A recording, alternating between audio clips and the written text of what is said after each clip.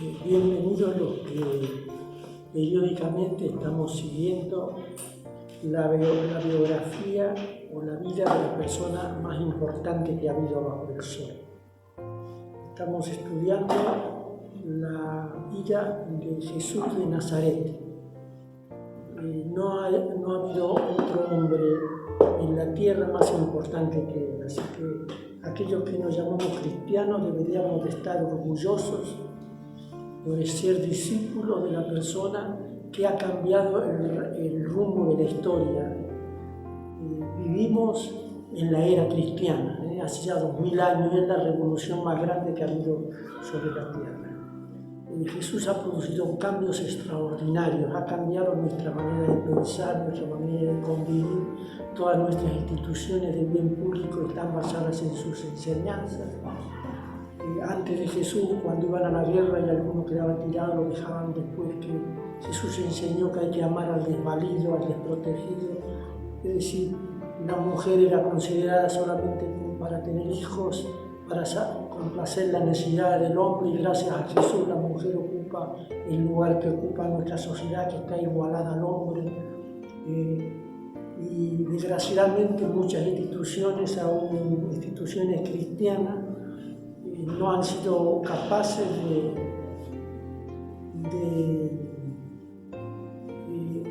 adaptarse a lo que Jesús enseñó. No han sido capaces de adaptarse a lo que Jesús enseñó. El otro día habíamos visto que Jesús los estaba preparando a los discípulos antes de ser tomado preso y ser ajusticiado de una manera toda irregular y ser crucificado. Le estaba diciendo: conviene de que yo me vaya, porque si yo me voy, el Padre les enviará un representante mío, un consolador, o mejor dicho, yo se lo voy a enviar ese consolador. Se llama el Espíritu de la Verdad. Pero yo no entendía mucho. Dice: es mejor que yo me vaya para que otro me reemplace. Y bueno, Jesús se fue. Se fue de esa manera, siendo el chivo expiatorio para que nosotros podamos hacer la paz con Dios. Después que Jesús fue crucificado, todos los discípulos se desparramaron, estaban escondidos por miedo de las autoridades, porque se habían agarrado al maestro y lo habían matado de semejante manera que les esperaba a ellos. Así que hemos visto en los estudios inminentes, próximos pasados, de que después que Jesús murió se le apareció muchas veces a los discípulos.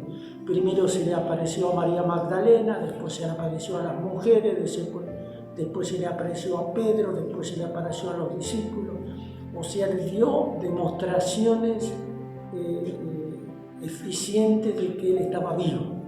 Inclusive en una oportunidad de ir a comer pescado con miel, dijo: yo no soy un espíritu, yo he resucitado. Y acuérdense ustedes que Tomás dijo, él no lo había visto cuando Jesús había aparecido, él no estaba entre los discípulos, y dijo: si yo no veo y no meto mi dedo en su llaga, no creo. Y estando él una vez con los otros discípulos de Jesús en una casa con las puertas cerradas por medio de los judíos, Jesús se apareció y estaba en medio de ellos. Y llamó a Tomás, le dijo: ven, metí aquí tu mano en mi costado, metí acá el dedo en mi llaga, no seas incrédulo sino cree. Tomás no tuvo palabras para responder. Tomás dijo: mi Señor y mi Dios. No pudo decir otra cosa. Y bueno, Tomás también murió por causa de Jesús. Fue lanceado con lanzas de unos guardias, de uno de los príncipes de la India, y lo sacaron fuera de la ciudad y lo lancearon, lo mataron de esa manera. La iglesia de la India, una iglesia donde hay millones de cristianos, fue fundada por Tomás, ese que dijo: si yo no veo, no creo. Y después hoy vamos a ver el que escribió el Evangelio según San Lucas, que no era discípulo de Jesús, que yo creo que ni conoció a Jesús, y si lo conoció fue aquella vez que vinieron unos judíos que eran de Grecia, unos griegos, y le preguntaron preguntaron, creo que a Felipe, y le dijeron, o a Andrés, no me acuerdo, le dijeron, queremos hablar con tu Señor. Y entonces Jesús dijo, enseñó en esa obra, si el grano de trigo no cae a la tierra y muere, no puede producir fruto, dando a entender que era necesario que él muriera para producir fruto. Y ese que escribió el Evangelio según San Lucas, que Lucas está escrito en un griego intelectual, clásico, en cambio los otros evangelios están escritos en un griego común, el que hablaba a toda la gente.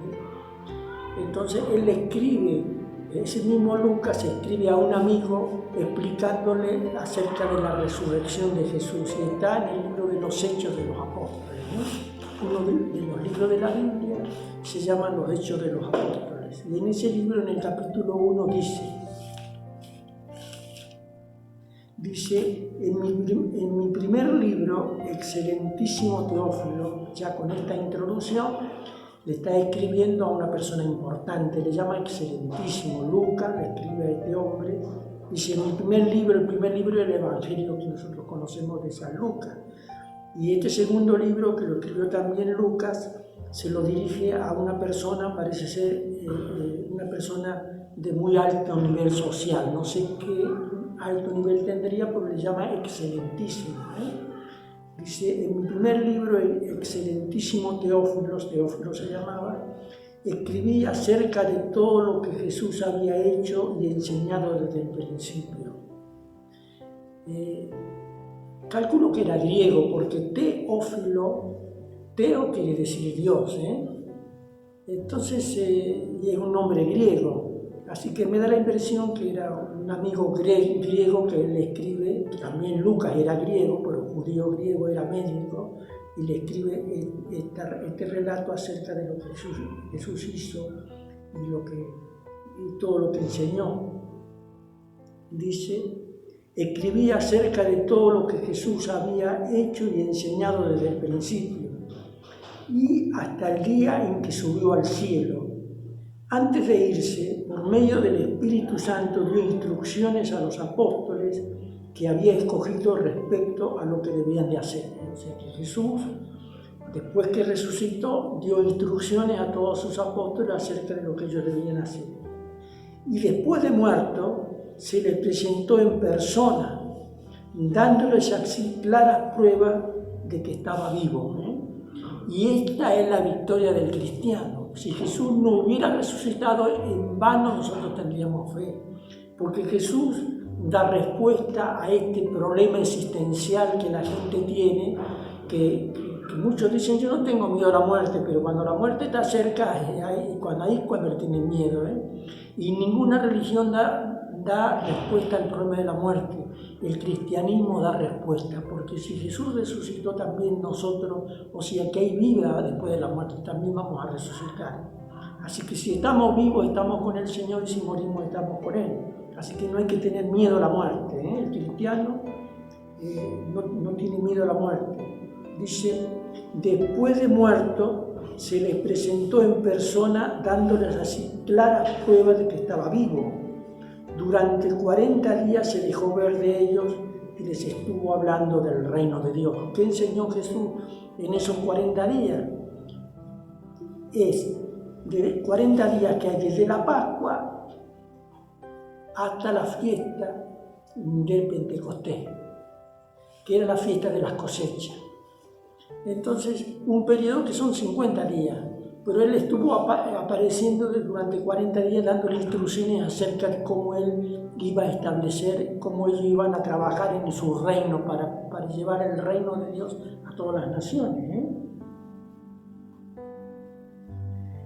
Cuando, en el capítulo 1, versículo 4, dice, cuando todavía estaba con los apóstoles, Jesús les advirtió que no debían irse de Jerusalén. Les dijo, esperen a que se cumpla la promesa que mi Padre les hizo, de la cual yo les hablé. Es cierto que Juan bautizó con agua, pero dentro de pocos días ustedes serán bautizados con el Espíritu Santo. ¿Eso qué quiere decir? Que ellos iban a ser llenos del Espíritu Santo. ¿Para qué? Para recibir poder. Ya lo dice más adelante. Él se fue, pero nos dejó el reemplazante. Como él le había dicho, a los discípulos antes de que lo tomen preso, dice, yo me tengo que ir, pero es necesario que me vaya, porque si yo no viene el Espíritu Santo, y es mejor que el Espíritu Santo venga y me reemplace. Pero los discípulos no entendían, Dice, los que estaban reunidos con Jesús le preguntaron, Señor, ¿vas a restablecer en este momento el reino de Israel? Ustedes fíjense que todos los que seguían a Jesús lo estaban siguiendo porque ellos pensaron de que Jesús iba a establecer un reino físico, iba a someter a los romanos, al imperio, iba a ser el reino, Israel iba a ser el reino más poderoso de la tierra. Que cuando Judas, que había sido guerrillero, se dio cuenta de que Jesús no iba a establecer un reino físico, fue que se dio vuelta y lo traicionó.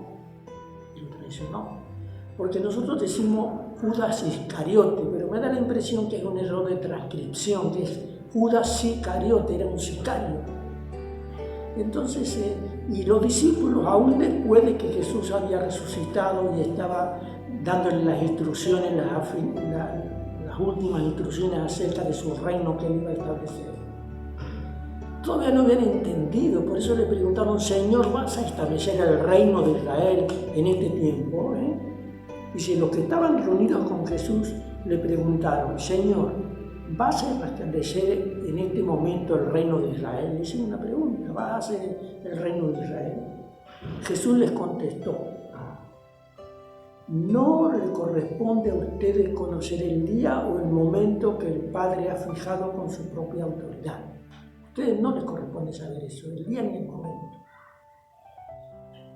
Pero, acá, esta conjunción adversa, pero, da vuelta a eso de que iba a establecer el reino. Dice, pero, cuando el Espíritu Santo venga sobre ustedes, recibirán poder y saldrán a dar testimonio de mí en Jerusalén, en toda la región de Judea y en Samaria y hasta las partes más lejanas de la tierra.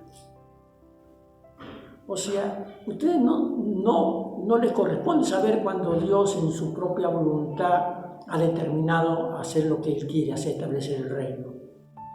Pero ustedes quédense en Jerusalén hasta que el Espíritu Santo venga, porque cuando el Espíritu Santo venga, ustedes van a recibir poder.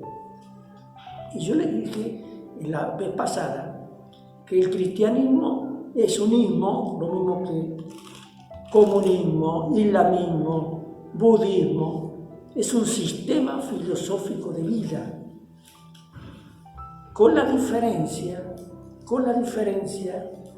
de que el cristianismo tiene al Espíritu Santo. Y el Espíritu Santo, ¿cuál es la función? Dar poder a los cristianos para vivir una vida como Dios manda que vivamos. Porque no se puede ser cristiano sin el Espíritu Santo. Porque para ser cristiano hay que tener una voluntad férrea, hay que saber quién es capaz de poner la otra mejilla, quién es capaz. ¿Quién es capaz de, cuando alguien le está poniendo el pie encima, todavía estar orando por ese alguien para que Dios lo bendiga? Es muy difícil. Si no es por el Espíritu Santo, y el Espíritu Santo, que es lo que da a las personas, les da poder para ser discípulos de Jesús y estar dispuestos a jugársela por Él. Y acá dice, pero cuando venga el Espíritu Santo, cuando el Espíritu Santo venga sobre ustedes, recibirán poder y saldrán a dar testimonio de mí. ¿Para qué recibiremos el poder? Para dar testimonio de Jesús. ¿Dónde? En Jerusalén, porque ellos estaban en Jerusalén en ese momento. En toda la región de Judea, que era la provincia. Jerusalén era la capital del reino de Judea. Ustedes van a ser testigos en Jerusalén, en la región de Judea, en la región de Samaria, que los samaritanos eran despreciados por los judíos de Judea. Sin embargo, ustedes van a ser testigos también en Samaria, en esa región de Israel que es despreciada porque es una mezcla de judíos y de paganos. Cuando el rey persa Nabucodonosor conquistó Israel, o sea, destruyó Jerusalén, destruyó el templo, Entonces se llevó los judíos de ahí a Persia y ahí trajo gente de otro lugar para que vivan. Entonces hubo una mezcla y salieron los samaritanos, una mezcla de judíos y no judíos. Y los judíos fundamentalistas no querían a los samaritanos.